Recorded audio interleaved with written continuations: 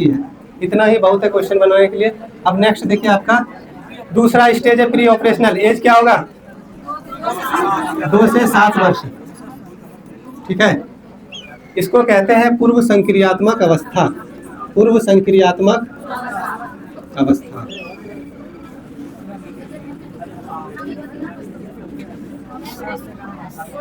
अब पूर्व संक्रियात्मक अवस्था 2 से 7 साल होता है। अब इसमें बच्चे कैसे सीखेंगे?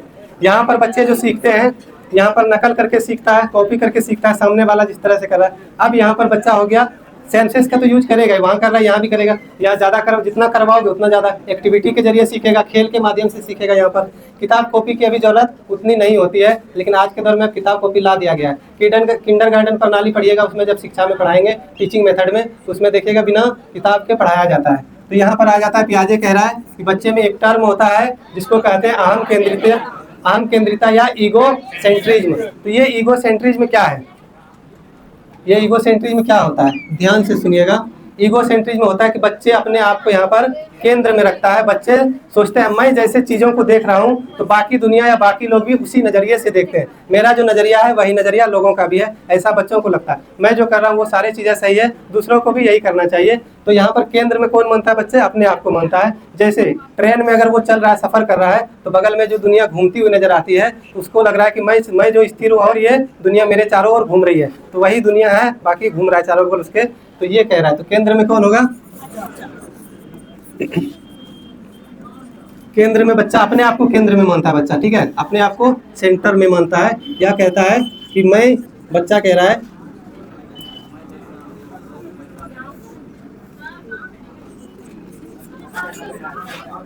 मैं जैसा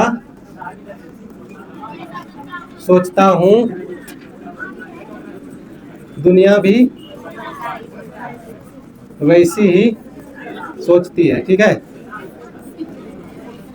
ये अहम केंद्रित वाला जो होता है, जब मार्केट से कुछ ले करके आता है घर में तो पूरा थैला इसी का होता है। ठीक है, यही बांटता है, यही मिल लगाता है, हम ही बांटेंगे। उनका देने का मन होगा तो देगा, नहीं होगा तो नहीं होगा। तो सब कुछ में वो मैं लगा हुआ रहता है। तो क्या लगा हुआ रहता है? मैं, मेरा। ठीक है, हमारा नहीं, मेरा, मैं। हमेशा वो मैं पर ही ध्यान देगा, अपने पे ध्यान देगा। तो यहाँ पर मैं वाला टर्म आ जाता है। अब एक वर्ड और आता है भाषा के संदर्भ में, ध्यान से सुनिएगा। क्या हो रहा है? हाँ, बैठ। कितनी दिक्कत, यहाँ पे खाली है, बैठ जाइए।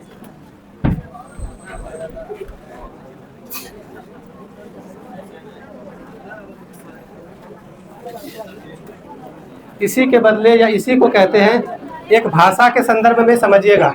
एक होता है अहम केंद्रित स्पीच या कहेंगे ईगो सेंट्रिक स्पीच। ये चीज़ें जब पढ़ाएंगे वाइगोस्की तो वहाँ भी क्लियर करेंगे। ये जो ईगो सेंट्रिज्म है, और एक होता है ईगो सेंट्रिक स्पीच, अहम केंद्रित वाक, जिसको कि पियाजे उतना महत्व नहीं देते हैं। इसी को वाइगोस्की दूसरा टर्म करके पुकारता है, वो उस थ्योरी में पढ़ेंगे। ठीक है, तो एक आता है अहम केंद्रित स्पीच या ईगोसेंट्रिक स्पीच, जिसको कि पियाजे ज़्यादा महत्व नहीं देते हैं। बच्चे कहते हैं कि अब ईगोसेंट्रिक स्पीच क्या होता है कि बच्चे कोई खेल खेल रहा होता है या कोई काम कर रहा होता है तो खुद से बात कर करके वो काम करता है। छोटे बच्चे जो 2 से 7 साल की उम्र के होते हैं, वो कोई खेल खेल रहा हो तो उसमें वो खुद से बात करता है, अरे नहीं ये वाला यहाँ लगना चाहिए, ये जो है गलत लग गया, तो खुदे से लगा रहा है, खोल रहा है, खुद ही बात कर रहा है। इसको कहता है पियाजे क्या? Egocentric speech. या हवाई नहीं जा रही है, स्लो है। हाँ ठीक है, तो अहम केंद्रित स्पीच क्या है? अहम केंद्रित बात क्या है कि बच्चे खुद से बात करते हैं लेकिन इसका कोई महत्व नहीं है, ये पियाजे कह रहा है। वाइगोस्की इसको बहुत ज्यादा महत्व देता है और नाम भी दूसरा रखा हुआ है, वो वहां देखेंगे। अब कहता है इमिटेटिव एज, यहाँ पर क्या होगा? अनुकरण करने की आयु होगी। अभी बताए थे पिछले वाला में कि विलंबित अनुकरण होगा, लेकिन यहाँ पर कैसा होगा? डायरेक्ट अनुकरण होगा। अब तुरंत अनुकरण करेगा। कोई बच्चा अभी के दौर में तो देखे होंगे, कुछ इधर से बोलोगे तो वो भी उधर से वही जवाब देता है। ठीक है, और जैसे कोई उस समय बैठ करके, हम लोग जब छोटे थे तो पिताजी जब वो सेविंग क्रीम लगाते थे, वो अगर उधर पानी लाने या कुछ करने चला गया, इधर लगा करके बैठे अपने लिए, और उनके आते आते फिर खोज भी लेते थे कि डांटे नहीं। तो ये क्या होता था, जब उनको देखे तो तुरंत हम भी एक्टिविटी कर रहे थे। मन में तो उसी समय आ जाता था कि अब ये लगा लें, लेकिन डर से नहीं लगाते थे। इसी को कहते हैं अनुकरण। तो कोई भी चीज देखता है तो तुरंत अनुकरण करता है। भाषा भी सीखेगा। कोई समाज में अगर अच्छी बोली बोल रहा है तो वो चीजें बोलता है, आज सर ने ये बोला, मैडम ने ये बोला, छोटे बच्चे कोई गाली दे दिया तुरंत आकर के घर में दे रहा है, तो आप समझ जाते हैं कि कहीं ना कहीं ये सुन करके आया तब इस तरह से बोल रहा है। तो वो अनुकरण का होता है। वो बातों को क्या हो गया,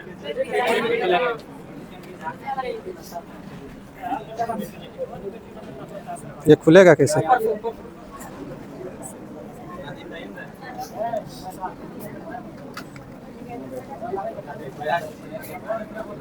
दे रहा हूँ।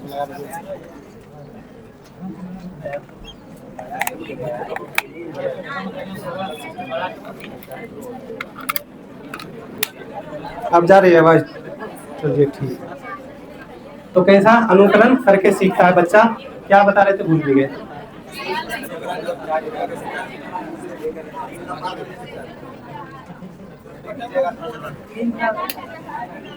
तो अनुकरण करके यहाँ पर बच्चा सीखता है, तुरंत नकल करता है। अब आ जाता है क्वेश्चनिंग एज। इसको क्या कहते हैं?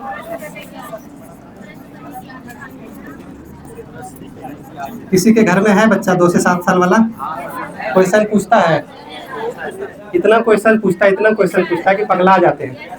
तो बोलता है क्यों हुआ ऐसा?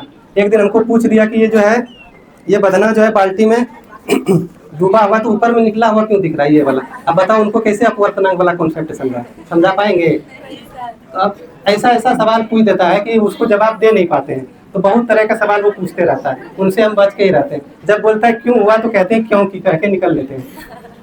तो प्रश्न करने की आयु 2 से 7 साल। भाषा भी सबसे ज्यादा इसी एज में सीखता है। पहले पढ़ चुके हैं 2 से 7 साल वाला पूर्व वाली अवस्था में। अब नेक्स्ट देखिए, एक होता है सिंबॉलिक थाउट। यहाँ से क्वेश्चन पूछता है, जितने भी टॉपिक पढ़ा रहे सबसे क्वेश्चन बनता है सिंबॉलिक थाउट या प्रतीकात्मक विचार, या इसको खेल कहते हैं। तो एक होता है विचार, एक होता है खेल, दोनों करता है। सिंबॉलिक मतलब किसी एक वस्तु को वो किसी एक व दूसरे चीज से या खेल से, खेल को जो है एक वस्तु से जोड़ करके खेलता है। यहाँ पर जैसे एक लाठी लेकर के दौड़ रहा है, ठीक है, यहाँ फंसा लिया टांग के नीचे, दौड़ रहा है, उसको क्या लग रहा है? चाहे तो घोड़ा समझ लेता है, गाड़ी समझ लेता है, कुछ भी समझ लेता है। तो इस तरह की खेल जब खेल रहा है तो कहेंगे इसको प्रतीकात्मक खेल। किसी एक प्रतीक से जोड़ करके खेलना। कभी हवाई जहाज बना लेता है, कभी कुछ बना लिया, कभी वो जो है ना, यहाँ पर आजकल वो छोटे बच्चे को देखते हैं, जो मोबाइल जो देखता है, तो यहाँ पर वो कंघी फंसा लिया दोनों बगल से और वो स्पाइडरमैन बन के घूम रहा है, दौड़ रहा है, कभी पलंग से कूद रहा है, कभी कुछ कर रहा है। तो ये सब एक्टिविटी देखते हैं। जैसा बच्चा देखता है समाज में वैसा खेल खेलता है। तो अपने आप को यहाँ पर कंघी घुसा करके, स्पाइडरमैन देखे हो कोई मूवी? और एक आता है उसमें डेडपूल करके कुछ एक कैरेक्टर, तो उसमें इस तरह तलवार दोनों बगल फंसा हुआ रहता है पीछे में, और फंसा करके वो ऐसे निकाल करके मार धाड़ करता है। तो वो देखा, तब वो देखते हैं पलंग पे चढ़ करके इधर से कंघी फंसा लिया दोनों बगल से कूद रहा है, ये क्या कर रहे हो? तो डेडपूल है, डेडपूल ऐसे करके बोलता है। अब बताओ हम लोग इतने बड़े बड़े होंगे तब वो सब मूवी देखते हैं, वो बच्चा ही जान रहा है डेडपूल क्या है, आयरन मैन क्या है, तो ये सब चीजें। तो किसी एक प्रतीक से जोड़ करके खेल को खेलना क्या कहलाता है? प्रतीकात्मक खेल। ठीक है, यहाँ पर समझ में आया? प्रतीकों से जोड़कर खेल खेलना। एग्जाम्पल में क्या लिखेंगे? ठीक है, लाठी को हवाई जहाज समझना।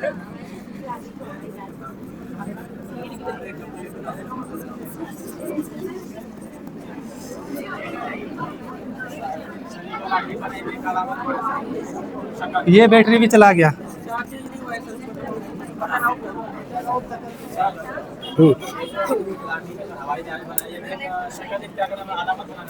हाँ, अलामत ही है, प्रतीक, सिंबल, अलामत एक ही है। अब थोड़ा शांति से बैठिए, बैटरी हो गया खत्म। ठीक है, पीछे वाला जनेगा।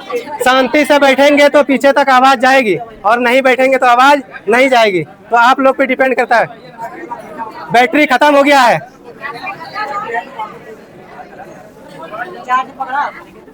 इसमें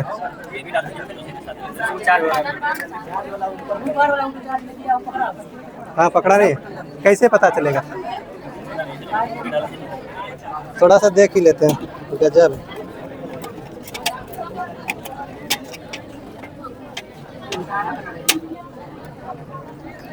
क्या है, चार्ज ऑन नहीं करके रखते हैं इस वाले।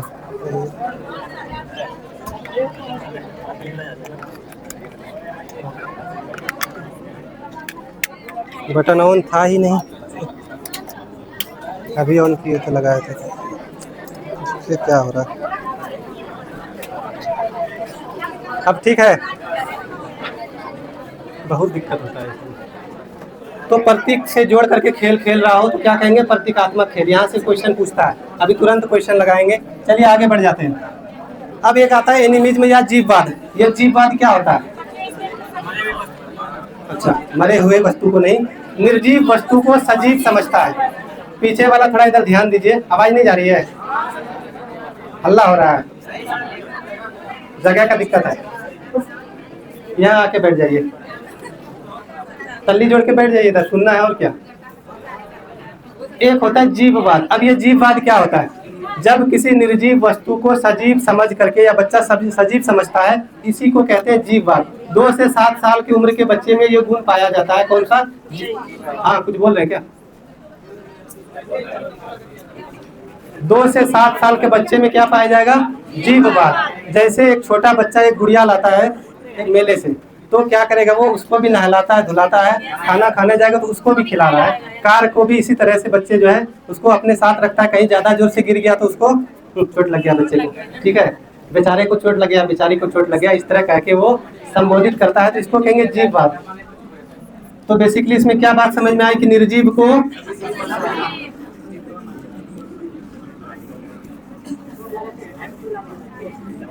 को सजीव समझता है। निर्जीव को सजीव समझता है। कौन समझ रहा? बच्चा, ठीक है। जैसे खुद को भूख लगने पर गुड़िया को भी खाना खिलाना, तो साथ में उसको भी नहला रहा है, खिला रहा है, लिपस्टिक भी लगा रहा है, ठीक है। तो ये हो गया जीववाद। क्या हो गया? जीववाद। जब ये जीववाद कहे तो बच्चे समझ लें किस एज में आएगा? 2 से 7 साल में आएगा। निर्जीव को सजीव समझेगा, निर्जीव के साथ सजीव की तरह व्यवहार करता है। वो दौड़ रहा है तो सूरज भी दौड़ रहा है, मतलब उसको लग रहा है सूरज भी सजीव है, वो मेरे साथ साथ दौड़ रहा है। तो ये जीववाद है, निर्जीव को सजीव समझना, ठीक है।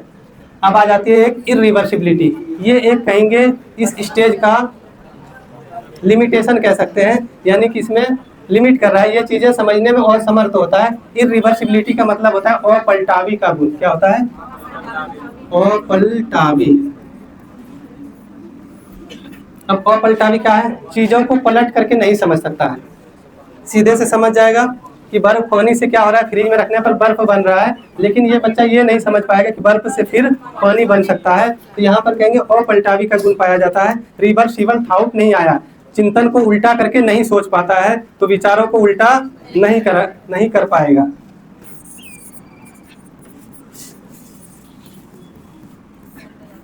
इस बच्चे को कह देंगे 3 + 4 7 होता है, ठीक है। इतना तो आसान समझ लेगा, 4 + 3।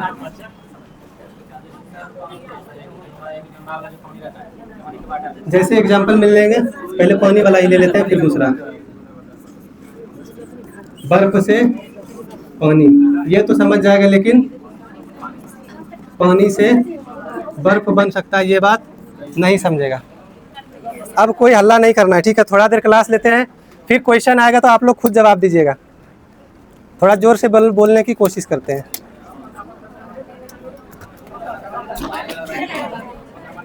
तो यहाँ पर पानी से बर्फ बन रहा है, ये बच्चा समझ रहा है, लेकिन बर्फ से पानी बनेगा ये समझने में असमर्थ है। तो कहेंगे बच्चे में कौन सा गुण है? अपलटावी का गुण है, यानी इरिवर्सिबिलिटी थॉट है बच्चे में। यहाँ पर दूसरा एग्जांपल लेंगे कि जैसे कहेंगे 7 - 3 कितना होगा? 4 होगा, लेकिन यही चीज़ को अगर -3 + 7 कर दें तो बड़ा दिक्कत वाला बात हो जाएगा। यहाँ पर ये चीज़ें नहीं बता पाएगा, जबकि सवाल एक ही है, सिर्फ उल्टा दिए हैं। 7 में 3 घटेगा तो 4 बचेगा, लेकिन -3 में +7 जोड़ दें तो कितना आएगा? बताइए, आप बताइए। 4 ही आएगा, चलिए। तो यहाँ भी 4 आएगा, ये चीज़ नहीं कर पाएगा, ठीक है। तो ये चीज़ बच्चा नहीं कर पाता है, पलट करके चीज़ों को नहीं सोच पाता, इसी को कहते हैं अपलटावी का गुण। क्लियर है यहाँ तक? अब आगे देखिए, एक आ जाता है आपका केंद्रीकरण। पढ़ रहे हैं 2 से 7 साल की आयु, केंद्रीकरण का गुण यहाँ पर पाया जाएगा। बच्चे में कौन सा गुण पाया जाएगा? केंद्रीकरण का। अब ये केंद्रीकरण होता क्या है? यहाँ पर बच्चा खूब ज्यादा कंफ्यूज होता है। केंद्रीकरण का मतलब होता है बच्चा किसी एक पक्ष को देख पाना। जैसे यहाँ पर देखेगा तो ये सिर्फ देखेगा कि इसमें पानी भर सकते हैं और कुछ भर सकते हैं, ये नहीं सोचेगा, या इसमें कितना पानी आएगा इसको वो नहीं सोचेगा। सिर्फ एक चीज़ सोचेगा कि इसमें पानी भरने के लिए, बोतल का जब भी इस्तेमाल होता है पानी भरने के लिए होता है, दूसरा कोई काम नहीं। तो एक चीज़ को देखेगा, एक पक्ष को देखेगा। इसमें अगर दूध भरा हुआ है तो उसको सिर्फ दूध देखेगा, कितना क्वांटिटी है नहीं है उससे मतलब नहीं है, हाँ, लेकिन कम ज़्यादा ये चीज़ जरूर देखता है। तो एक पक्ष को देख पाना क्या कहलाएगा? केंद्रीकरण, किसी एक पक्ष पर, अलग अलग पक्ष पर ध्यान नहीं दे पाता है। इसको एक एग्जाम्पल से आगे समझाएंगे, सिर्फ अभी याद रखना ये गुण कहाँ पाया जाएगा, 2 से 7 साल में। और ये डिसेंट्रेशन भी इसी से रिलेटेड है, ये अगले स्टेज में बताएंगे, इसको काट देते हैं अभी, ठीक है। तो केंद्रीकरण क्या होता है, किसी एक पक्ष पर ध्यान देना, लिख देते हैं, एक ही पक्ष पर ध्यान केंद्रित कर पाना। इसको एग्जाम्पल के जरिए समझाएंगे आगे। अब तीसरा स्टेज है आपका कंक्रीट ऑपरेशनल स्टेज, जिसको कहते हैं मूर्त संक्रियात्मक अवस्था। मूर्त संक्रियात्मक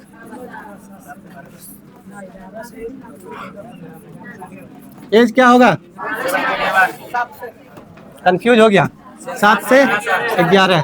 तो 7 से 11 वर्ष की आयु होगा मूर्त संक्रियात्मक अवस्था में। जैसे ही मूर्त बोले समझ लेना चीजें सामने हो। मूर्त का मतलब जो चीजें सामने हो। यहाँ पर बच्चा मूर्त चीजों के प्रति लॉजिक लगा पाएगा। अब बच्चे में तर्क करने की क्षमता आ जाएगी। तो कहेगा तर्क करने की क्षमता किस स्टेज में, तो 7 से 11 साल में, ठीक है। यहाँ पर लॉजिक शुरू हो जाता है, तर्क करना शुरू कर देता है 7 से 11 साल में।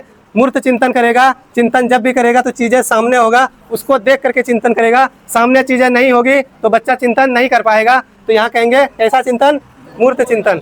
मूर्त मतलब जो चीजें सामने हो। जैसे ये पेन है तो ये आप देख पा रहे हैं, तो ये क्या हुआ, मूर्त हुआ। और कहेंगे मेरे मुट्ठी में 10 रुपया पैसा है, आप देख पा रहे हैं, नहीं देख पा रहे, तो ये क्या हो गया, अमूर्त हो गया। वही पैसा निकाल करके दिखा दिया जाए तो वो चीज़ें आपके लिए मूर्त हो जाएगा। तो जो चीज़ें बच्चे के सामने होता है वो मूर्त होता है। यहाँ पर बच्चे चीज़ों को देख करके सीखते हैं, मूर्त चीज़ों के प्रति लॉजिक लगाते हैं, अमूर्त नहीं। जो चीज़ें सामने होगा उसी के प्रति तर्क और चिंतन करेगा। फिर है कंजर्वेशन। अब ये 3 गुण यहाँ पर पाया जाता है, ठीक है। कौन सा, CCS। अब इस CCS को समझाएंगे एग्जाम्पल लेकर के।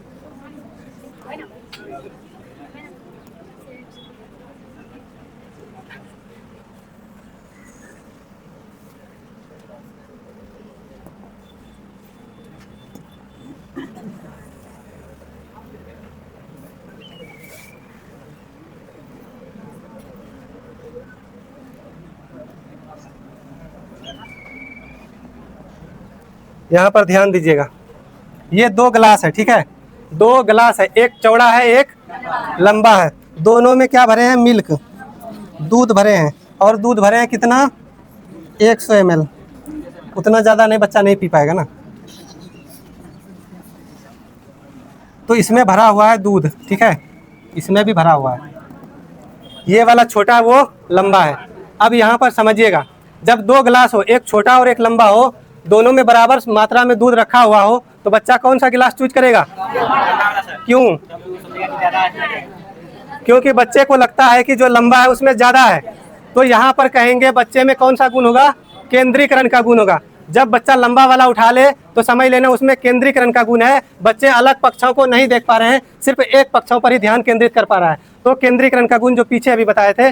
और जब बच्चा ये चीज़ समझ ले कि दोनों में दूध बराबर है, चाहे गिलास लंबा हो चौड़ा हो, उससे फर्क नहीं पड़ता है। उसे आप 100 ml दूध को ड्राम में डाल दीजिए, दूध का क्वांटिटी बढ़ने या घटने वाला नहीं है, समान मात्रा में रहेगा। तब इसी को कहते हैं कौन सा गुण, संरक्षण का गुण कहते हैं, यानी ये वाला गुण, संरक्षण का गुण, ठीक है।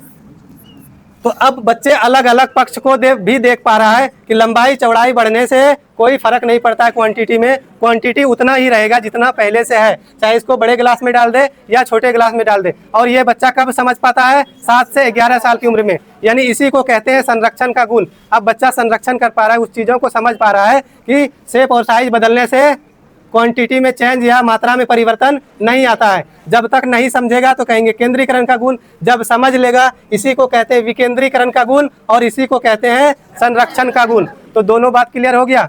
विकेंद्रीकरण किससे जुड़ा हुआ है, संरक्षण से जुड़ा हुआ है। तो जब बच्चा संरक्षण का गुण पा लेगा तो विकेंद्रीकरण का भी गुण उसमें आ जाएगा। अब अलग अलग पक्षों को भी वो देख पाएगा। तो ये बात समझ में आया, संरक्षण कहाँ होगा, 7 से 11 साल में। केंद्रीकरण का गुण 2 से 7 और विकेंद्रीकरण का गुण 7 से 11 साल, ठीक है। अब दूसरा आता है क्लासिफिकेशन का, ये एग्जांपल इसका था, ठीक। हाँ यही है क्लासिफिकेशन, इसको कहते हैं वर्गीकरण। एक एक करके स्लाइड ही ले लेते हैं, यहाँ मिल जाएगा। अब दूसरा ले लेते हैं वर्गीकरण, जिसको कहते हैं क्लासिफिकेशन। वर्गीकरण।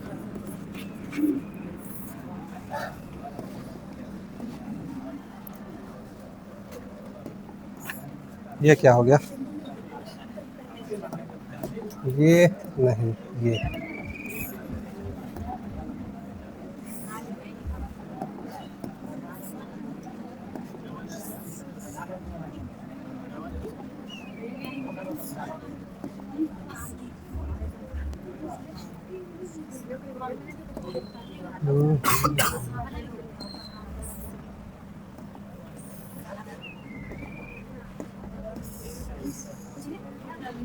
अब यहाँ पर शेप बना हुआ दिख रहा होगा, अलग अलग शेप्स है। बच्चे को कहेंगे कि इसको जो ये क्या, अब यहाँ पर बच्चे को कहेंगे कि अलग अलग जो एक जैसा दिख रहा हो उसको अलग कैटेगरी में रखना है, या इसको 4 डब्बा दे देंगे, बोलेंगे एक बॉक्स में गोल वाला रखना है, यानी जो एक जैसा दिखता हो उसको एक कैटेगरी में करके रखना है। तो बच्चा यहाँ पर किसको किसको चूज करेगा? पहले इसको करेगा, फिर इसको करेगा, फिर यहाँ पर ये वाला आ जाएगा। तो इस तीनों को क्या करेगा? एक कैटेगरी में रख देगा ला करके। तो इसको क्या कहेंगे? वर्गीकरण। ये यहाँ पर छांट दिया, फिर गोल वाला देखेगा, एक यहाँ है, दो यहाँ, दूसरा, तो एक यहाँ, दूसरा यहाँ, फिर चरकोनमा वाला देखेगा, एक ये था, ठीक, 2 हो गया, 1 2 और है कहीं नहीं है, ये अलग कर दिया। फिर यहाँ पर देखेगा कौन सा? ये 5 वाला, एक इधर है, दूसरा किधर है? यहाँ है। तो बड़ा वाला ऐसे करके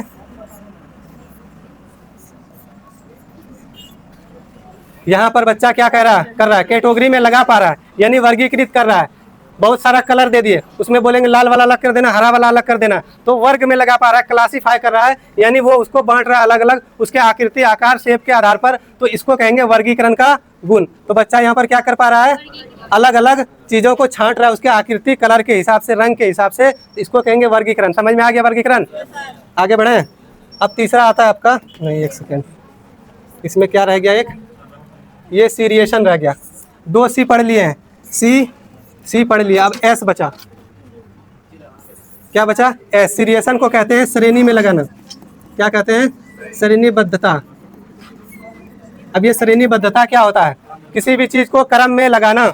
जैसे छोटे से बड़े में सजा दो नंबर को, तो वो क्रम में लगा देगा। बहुत सारा नंबर मिला हुआ, 10 20 45 15 18 17, इसको बोलेंगे आरोही क्रम में लिख दो। तो अगर वो बढ़ते क्रम में लिख दिया तो वो कौन सा गुण कहलाया? श्रेणीबद्धता। फिर अगर कहेंगे घटते क्रम में लिख दो तो कौन सा गुण कहलाया? श्रेणीबद्धता। श्रेणी में लगा पा रहा है। अब बोलेंगे इस बेंच पर जो जितने बच्चे हैं वो अपने लंबाई के हिसाब से घटते से बढ़ते क्रम में लग जाओ। तो सबसे पहले ये खड़ा होगा, इसके बाद ये होगा, फिर ये होगा, तब ये होगा। तो इस तरह से ये क्या कर रहा है? बच्चे क्रम में लगा पा रहा है, श्रेणी में लगा पा रहा है। तो एक क्रम को फॉलो करेगा। तो यहाँ पर ये किस अवस्था के गुण होगा? 7 से 11। तो 7 से 11 में संरक्षण का गुण, 7 से 11 में वर्गीकरण का गुण, 7 से 11 में श्रेणीबद्धता का गुण, और इसी में आ जाता है विकेंद्रीकरण का गुण। तो ये चारों गुण कहाँ पर? 7 से 11 में। यहाँ पर डिसेंट्रेशन है ना? हाँ, क्या वर्गीकरण और श्रेणीबद्धता एक ही कैसे होगा बताइए? वर्गीकरण का मतलब हुआ छांटना। अब जरूरी नहीं है कि वो लंबाई चौड़ाई देख करके छांटेगा। यहाँ पर देखिए, यहाँ पर जो छांटा क्या सबसे बराबर था? ये वाला क्या था? क्रम में लगाना। जो उन्होंने सिर्फ छांट दिया आकृति के बेस पर कि ये 4 वाला या 5 वाला, तो इसको छांट दिया उन्होंने। ये नहीं देखा कौन लंबा था कौन छोटा है। क्या वो क्रम में लगा करके छांटा है? कहेंगे नहीं, यहाँ भी ऐसे कर सकता है, बड़ा वाला 3 रहता। तो क्रम में लगाना कहलाता है श्रेणीबद्धता, और सिर्फ छांटना या अलग अलग करना, चुनना क्या कहलाएगा? वर्गीकरण कहलाता है।